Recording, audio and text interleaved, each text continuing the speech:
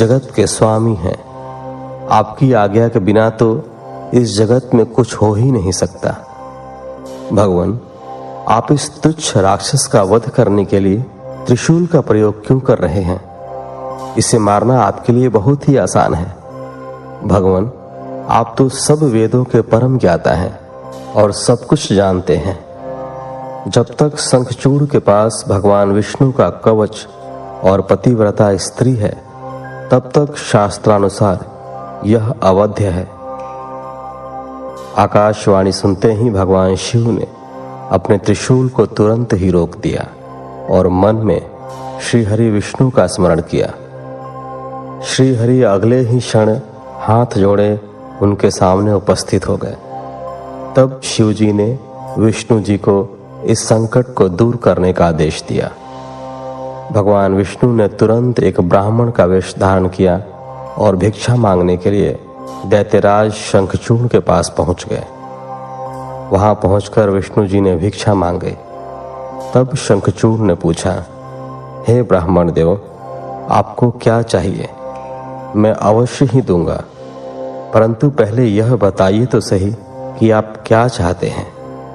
तब ब्राह्मण का रूप धारण किए हुए विष्णु जी बोले कि पहले प्रतिज्ञा करो कि मैं जो मांगूंगा तुम मुझे दोगे। इस प्रकार जब शंखचूड़ ने ब्राह्मण को उसकी इच्छित वस्तु देने का वचन दे दिया, तब विष्णु जी ने उससे उसका कवच मांग लिया। कवच लेने के पश्चात वे ब्राह्मण के रूप में ही दैत्यराज की पत्नी तुलसी के पास गए।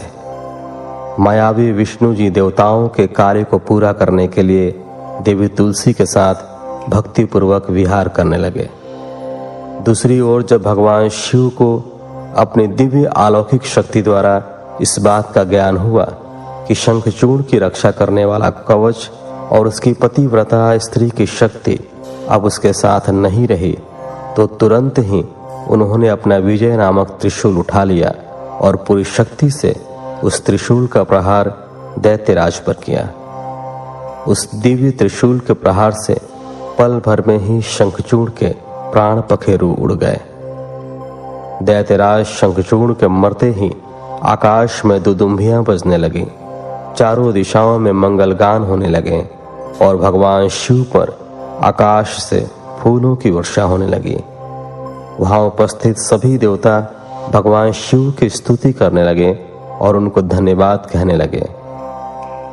असुरराज शंखचूड़ भी भगवान शिव के हाथों मृत्यु को प्राप्त होकर अपने शाप से मुक्त हो गया। उसकी हड्डियों में से एक विशेष शंख की जाति बनी। उस शंख में रखा गया जल अत्यंत शुद्ध माना जाता है और उसका प्रयोग देवताओं पर जल चढ़ाने के लिए तथा घरों को शुद्ध करने के लिए किया जाता है। वह जल देवी लक्ष्मी और श्री हरि विष्णु को बहुत प्रिय है, परंतु इस जल को भगवान शिव की पूजा में प्रयोग नहीं किया जाता। इस प्रकार दैत्यराज शंखचूड़ के वध के पश्चात कल्याणकारी भगवान शिव प्रसन्नता पूर्वक नंदीश्वर पर आरूढ़ होकर देवी भद्रकाली, कुमार कार्तिकेय और गणेश सहित अपने अनेकों गणों को साथ लेकर पुनः अपने निवास कैलाश पर्वत की ओर चल दिए। तत्पश्चात अन्य देवता भी प्रसन्न हृदय से अपने लोकों को चले गए। 41वां अध्याय। तुलसी द्वारा विष्णु जी को श्राप। व्यास जी बोले, हे सनत कुमार जी, भगवान विष्णु ने पतिव्रता तुलसी को किस प्रकार अपने अधीन कर लिया, किस प्रकार पतिव्रता धर्म का पालन करने वाली देवी तुलसी एकाएक धर्म से विमुख होकर अधर्म का आचरण करने लगी, कृपा कर इस कथा को मुझे बताइए।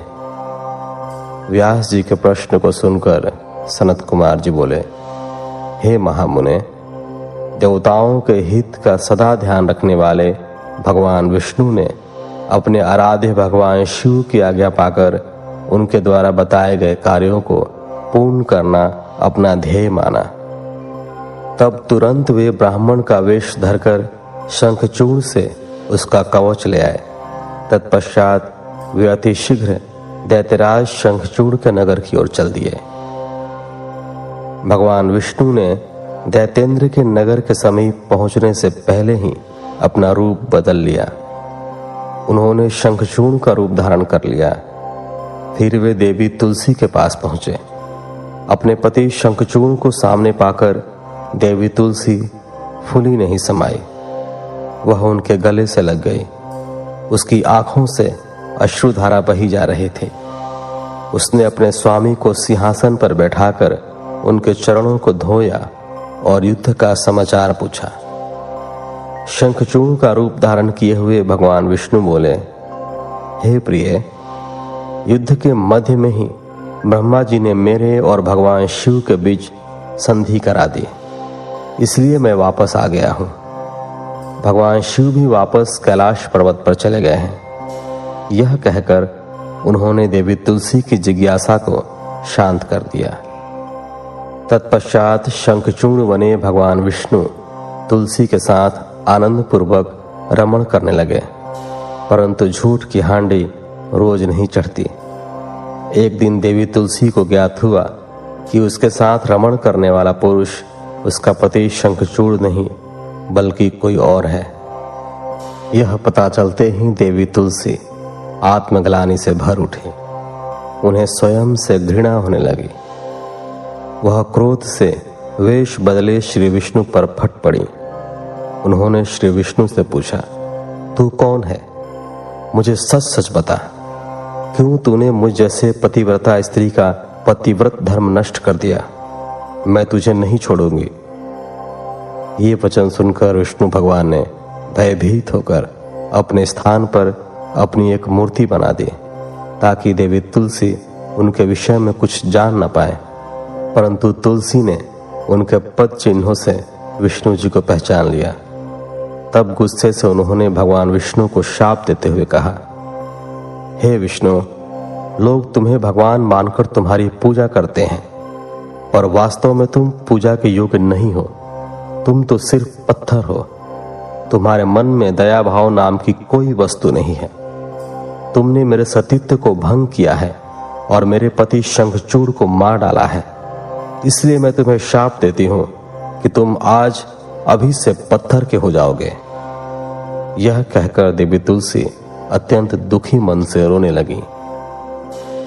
देवी तुलसी का दिया शाप सुनकर भगवान विष्णु भी दुखी हुए और भगवान शिव का स्मरण करने लगे। विष्णु जी की पुकार सुनकर भक्त वत्सल भगवान शिव वहां प्रकट हो गए। उन्हें देखकर देवी तुलसी और विष्णु जी ने हाथ जोड़कर प्रणाम किया। तब वे देवी तुलसी को समझाने लगे। उन्होंने तुलसी को समझाया कि देवी तुलसी, यह तो पूर्व निश्चित था। शंखचूड़ को मिले शाप के फलस्वरूप उसका जन्म दानव कुल में हुआ और इसी कारण उसे मेरे हाथों मृत्यु प्राप्त हुई है। देवी, तुम्हारी मनोस्थिति मैं समझ सकता हूं, परंतु यह संसार नश्वर है। अतः तुम अपने द्वारा की गई तपस्या का फल लो और इस शरीर को त्याग दो। मेरे आशीर्वाद के फलस्वरूप तुम्हें दिव्य देह की प्राप्ति होगी। तुम्हारी श्रीहरि में विशेष प्रीति होगी। इस शरीर को त्यागने के पश्चात जब तुम नया शरीर धारण करोगी तो तुम गंडकी नाम की नदी होगी और सभी के द्वारा पूजित होने के कारण प्रधान रूपा तुलसी के नाम से विख्यात होगी। चाहे स्वर्ग हो या पाताल या फिर पृथ्वी, तुम वनस्पतियों में श्रेष्ठ होगी तथा श्रीहरि की विशेष कृपा सदा तुम पर रहेगी। तुमने जो श्रीहरि को शाप दिया है वह भी अवश्य पूरा होगा। गंडकी के तट पर सदा भगवान विष्णु भी पाषाण के रूप में स्थित होंगे। तेज दांतों वाले अनेक कीड़े उस शिला को छेद छेद कर उसमें चक्र बना देंगे। उस शिला को इस जगत में शालिग्राम के नाम से प्रसिद्धि मिलेगी। यह कहकर भगवान शिव अंतर्धान हो गए। तत्पश्चात देवी तुलसी ने अपना शरीर त्याग दिया और गंडकी नदी बन गई। तब श्री विष्णु ने भी उस नदी के तट पर पाषाण के रूप में निवास किया।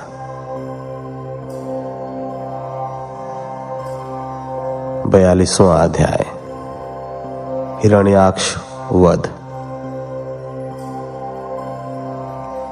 नारद जी बोले, हे ब्रह्मा, आप मुझे भगवान शिव की उन उत्तम लीलाओं के विषय में बताइए जिनकी ये लीलाएं बड़ी सुखदायिनी हैं। ब्रह्मा जी बोले, जलंधर के संहार के बारे में जानकर देवी सत्यवती के पुत्र व्यास जी सनत कुमार जी से यही बातें पूछने लगे। तब उनकी उत्सुकता देखकर सनत कुमार जी बोले, हे व्यास जी, अब मैं तुम्हें अंधकासुर नामक दैत्य के शिव गण बन उनकी भक्ति में लीन रहने की कथा सुनाता हूं। एक समय की बात है, देवादिदेव भगवान शिव अपनी प्राण वल्लभा देवी पार्वती और अपने प्रिय गणों के साथ कैलाश पर्वत से काशी जा रहे थे।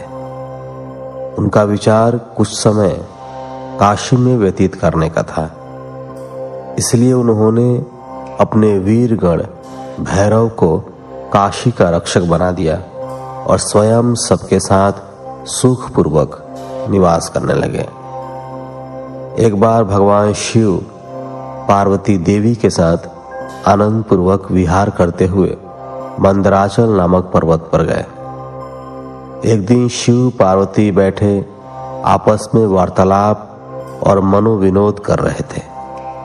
तभी देवी पार्वती ने अपने हाथों से भगवान शिव के नेत्र कुछ पल के लिए बंद कर दिए। भगवान शिव के नेत्र बंद होते ही चारों ओर भयानक अंधकार छा गया। उसी समय भगवान शिव के माथे से पसीने की कुछ बूंदें निकली। जैसे ही वे बूंदें धरती पर गिरी, तुरंत एक जटाधारी काला विकृत डरावना राक्षस वहां उत्पन्न हो गया और वह जोर जोर से हंसने लगा।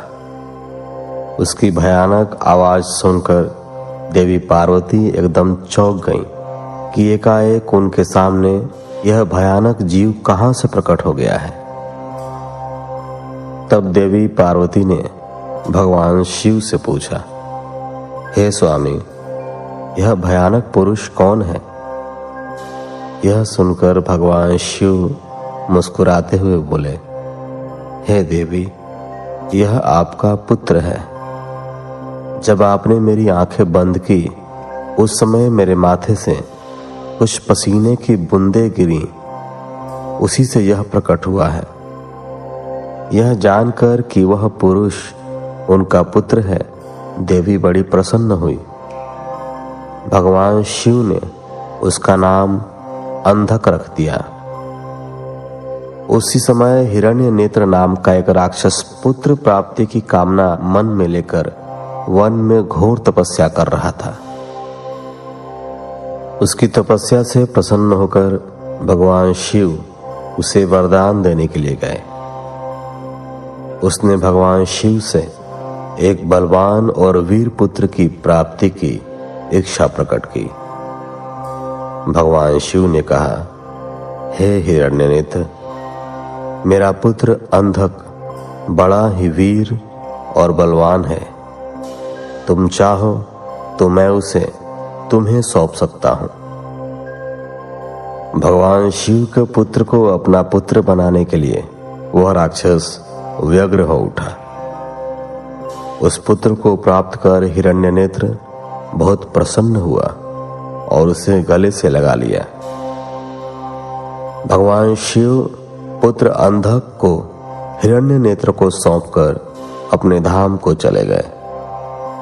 हिरण्यनेत्र अपने प्रिय पुत्र अंधक को साथ लेकर अपने घर लौट आया और उसको बहुत लाड प्यार से पालने लगा।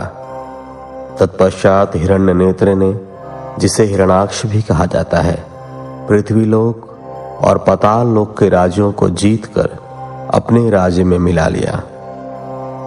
दैत्यों के राजा उस हिरण्याक्ष के आतंक से तीनों लोग कांपने लगे। यहाँ तक कि देवता भी व्याकुल और भयभीत हो गए। उन्होंने भगवान विष्णु को वराह रूप धारण करके पाताल लोक भेजा। क्रोधित श्रीहरि ने हिरण्याक्ष का वध सुदर्शन चक्र से कर दिया। तत्पश्चात अंधक का राजाभिषेक करवाया। सभी देवता भयमुक्त होकर बड़े प्रसन्न हुए और भगवान विष्णु की जय जयकार करने लगे। भगवान श्री हरि विष्णु आशीर्वाद देकर अपने बैकुंठ धाम को चले गए। अपने भाई हिरण्याक्ष के वध का समाचार पाकर उसका भाई हिरण्यकशिपु क्रोधित हो उठा और उसने भगवान विष्णु से वैर बांध लिया। 43वां अध्याय। हिरण्यकशिपु की तपस्या और नृसिंह द्वारा उसका वध।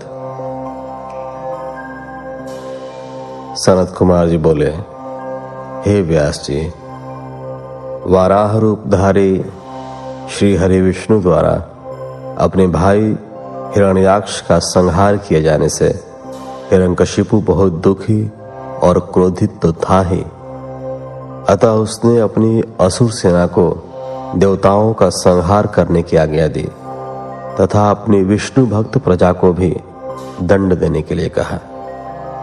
तब आज्ञा पाकर स्वामी भक्त असुरों ने देवलोक का विनाश कर दिया। उनके आतंक से देवता स्वर्ग छोड़कर भाग खड़े हुए। हिरण्यकशिपु के राज्य में उसकी प्रजा को बहुत डराया जाता था। सबने भक्ति का मार्ग छोड़ दिया था। विष्णु भक्तों की खैर नहीं थी। एक दिन हिरण्यकशिपु अपने मृत भाई हिरण्याक्ष को जलांजलि देकर उसकी स्त्री और बच्चों से मिला और उन्हें सांत्वना दी। दैत्यराज हिरण्यकशिपु के मन में विचार आया कि यदि मैं अजर अमर अजेय हो जाऊं और मेरा कोई प्रतिद्वंदी न रहे तो कोई भी मुझे हरा नहीं सकेगा और तब सभी मुझे झुक कर प्रणाम करेंगे।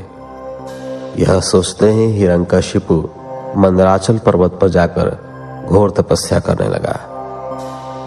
तपस्या हेतु वह एक पैर के अंगूठे पर खड़ा था। सिर के ऊपर दोनों हाथ जोड़े आसमान की ओर देखते हुए वह घोर तपस्या कर रहा था। इधर जब हिरण्यकशिपु तपस्या में लीन था तो देवताओं ने असुरों से अपना राज्य छीन लिया। वे आनंद पूर्वक अपना राज्य करने लगे। हिरण्यकशिपु की तपस्या का तेज दिन प्रतिदिन बढ़ता ही जा रहा था। उसके तप की अग्नि से देवता तप्त हो उठे और भयभीत होकर ब्रह्मा जी के पास गए। तब सब देवताओं ने हाथ जोड़कर ब्रह्मा जी को प्रणाम किया। तत्पश्चात उन्होंने बताया कि हे प्रभु, दैत्यराज हिरण्यकशिपु की तपस्या के तेज से सब लोग भयभीत हो रहे हैं। आप कृपा करके हमें भयमुक्त कीजिए। सब देवताओं की प्रार्थना सुनकर ब्रह्मा जी हिरण्यकशिपु को वर देने के लिए उस स्थान पर गए जहां वह तपस्या कर रहा था। वहां जाकर उन्होंने हिरण्यकशिपु से कहा, वत्स, मैं तुम्हारी तपस्या से बहुत प्रसन्न हूं। तुम जो चाहो मांग सकते हो। मैं तुम्हारी मनोकामना अवश्य पूरी करूंगा। ब्रह्मा जी के ये शुभ वचन सुनकर हिरण्यकशिपु ने आंखें खोल दी और हाथ जोड़कर सामने खड़े ब्रह्मा जी को प्रणाम किया। तत्पश्चात वह बोला, हे प्रजापति, हे पितामह, मैं चाहता हूं कि मुझे कभी भी मृत्यु का भय न हो। मैं किसी अस्त्र शस्त्र, पाश, वज्र, सूखे पेड़, पर्वत, जल, अग्नि से न मरूं। देवता, दैत्य, मुनि, सिद्धवर अथवा सृष्टि की कोई भी रचना मेरा वध न कर सके। दिन रात, स्वर्ग नरक, पृथ्वी पाताल, अंदर बाहर, कहीं भी किसी भी समय मेरी मृत्यु न हो सके। ब्रह्मा जी ने प्रसन्न होते हुए तथास्तु कह दिया। तुम्हें तुम्हारे अभिष्ट फलों की अवश्य प्राप्ति होगी। जो वरदान तुमने मांगा है